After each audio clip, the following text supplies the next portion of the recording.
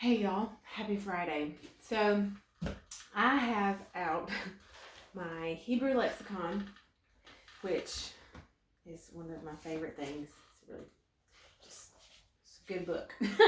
But yesterday, Ahab has finally met Elijah. Elijah has shown himself to Ahab, and Ahab calls him the troublemaker of Israel.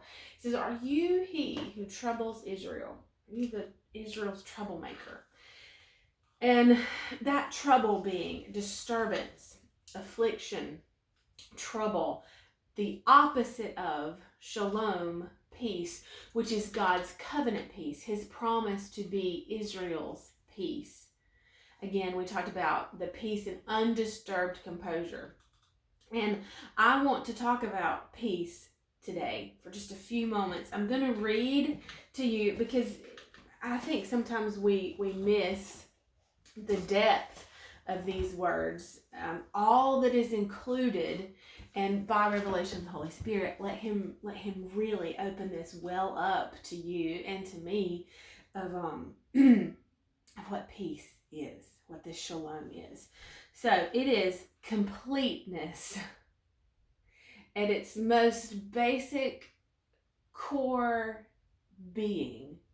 Shalom is completeness. Now that, of course, is having all the necessary parts in their entirety. Nothing missing. Nothing broken. Soundness. Safe, secure, welfare, health, prosperity,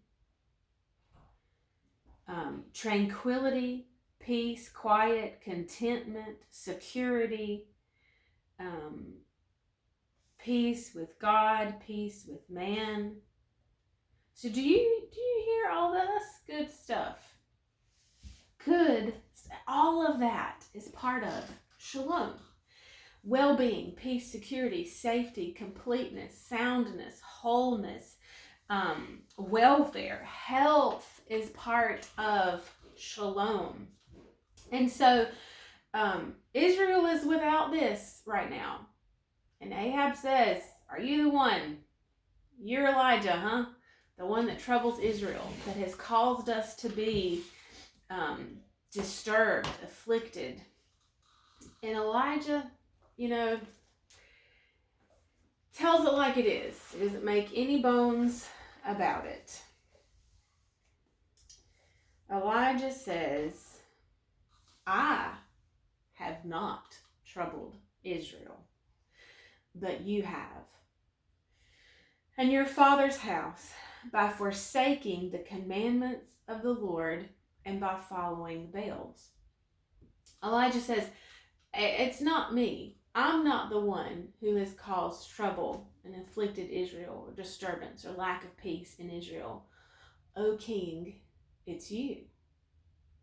And so Ahab, I suppose, had not really realized the consequence of walking outside of covenant with God.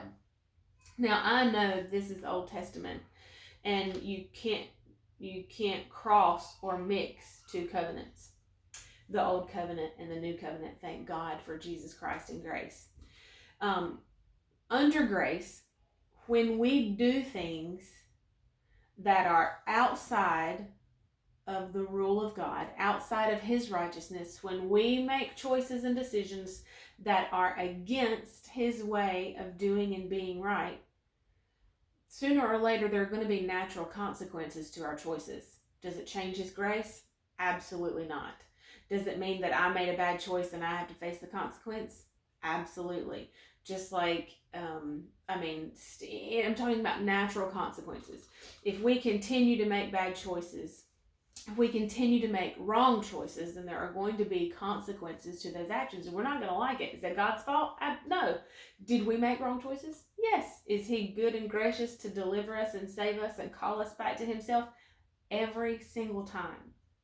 But we cannot point to the word or point to God and say, why are you troubling me? Why am I afflicted? Why is my peace missing? When we have not been consulting him in our decisions, when we've not been considering him in our choices and decisions. See, Ahab had been doing what felt good to Ahab, what gave him happiness, which is a false sense of joy. Happiness is outside and external. Joy is internal, which comes from wells of living water on the inside of us flowing out. But Ahab, and that's one thing that we talked about early on, is that this Asherah, these Baals, were substitutes.